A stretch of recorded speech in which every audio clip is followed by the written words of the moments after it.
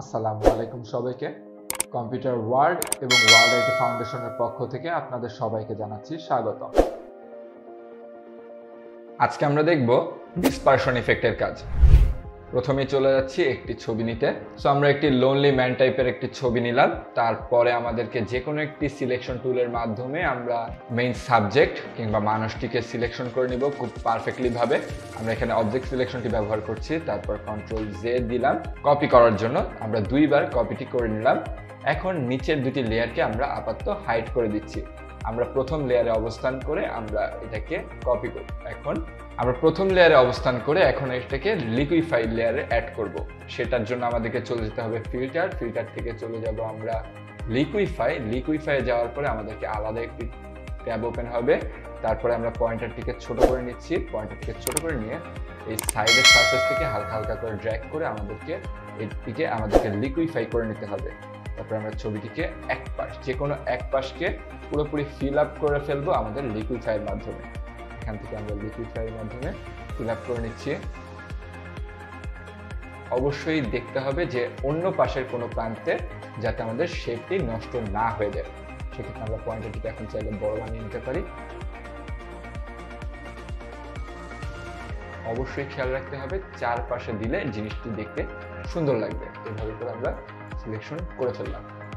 এভাবে আমাদেরকে সুন্দর একটি অ্যাপ্লাই হয়ে গেল। এরপরে আমরা নর্মালি লেয়ার মাস্কে শিখেছিলাম যে নর্মালি এখানে মাস্কে ক্লিক করলে এখানে একটি সাদা কালারের মাস্ক চলে আসবে। কিন্তু আমরা যদি অল্টার প্রেস করে হোল্ড করি তাহলে আমাদেরকে এখানে একটি কালো কালারের মাস্ক আসবে, মানে পুরো লেয়ারটি মুছে গেছে। সেক্ষেত্রে আমাদেরকে এখন যদি ব্রাশ অ্যাপ্লাই করি সেক্ষেত্রে মোছা অংশগুলো ফেরত আসতে শুরু করবে। এবং মোছা অংশ ফেরত আনার জন্য প্রথমত আমাদেরকে এখানে সাদা কালারটি অ্যাপ্লাই করতে হবে। এরপরে আমাদেরকে যেটা করতে হবে সেটা হলো আমাদেরকে ব্রাশ নিতে হবে। ব্রাশের ভেতর থেকে আমরা সিলেকশন করব ডিসপারশন ব্রাশ বা এরকম ছেটা ফোটা টাইপের ব্রাশগুলোকে। সো এগুলোকে আমরা যে কোনো থেকে সিলেকশন করলাম। তারপরে আমরা সাইজটিকে ছোট করে নিচ্ছি। সাইজটিকে ছোট করে নেওয়ার পরে আমাদের প্রয়োজন মতো অ্যাঙ্গেল অনুসারে এটিকে অ্যাঙ্গেল করে নেব। সো এখান থেকে আমাদের পছন্দের অ্যাঙ্গেলটি দিয়ে নিচ্ছি। এখান থেকে আমরা ঘুরিয়ে নিই। সো এখান থেকে আমরা প্রয়োজনে আরো ব্রাশটিকে ছোট করে নিচ্ছি। এরপর আমরা ক্লিক করলে আমাদেরকে যে মোছা অংশগুলো ছিল সেখান থেকে কিছু কিছু অংশ ফেরত চলে আসছে। তো এভাবে করে আমরা কিছু কিছু অংশকে ফেরত নিয়ে আসতে পারলাম।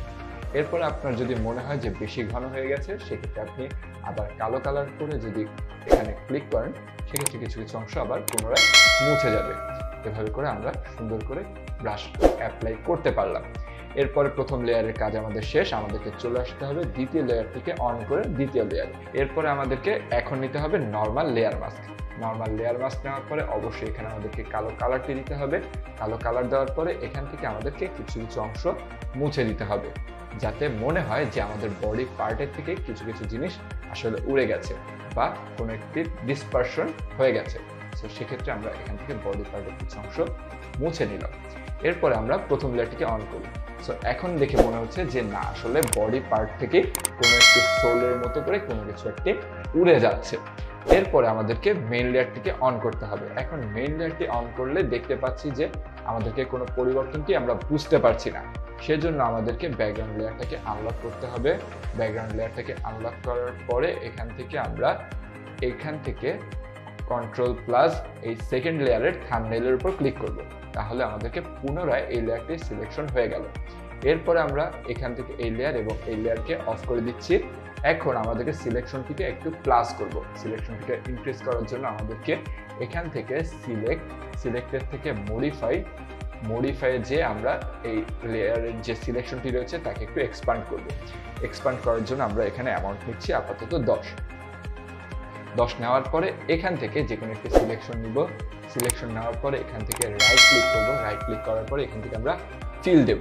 ফিল দেওয়ার সময় অবশ্যই খেয়াল রাখতে হবে এখানে আমাদের কন্টেন্ট অ্যাওয়ার দেওয়া আছে কিনা এবং ওপাসিটি 100% দেওয়া আছে কিনা।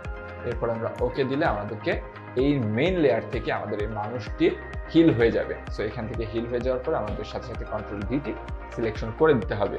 এরপরে মূলত আমাদেরকে ফার্স্ট লেয়ার এবং সেকেন্ড লেয়ারকে অন করলে আমরা সবকিছুকে দেখতে পাবো যে খুব সুন্দর করে এখানে একটি ডিসপারশন লেয়ার বা ডিসপারশন ইফেক্ট অ্যাপ্লাই হয়ে গেছে।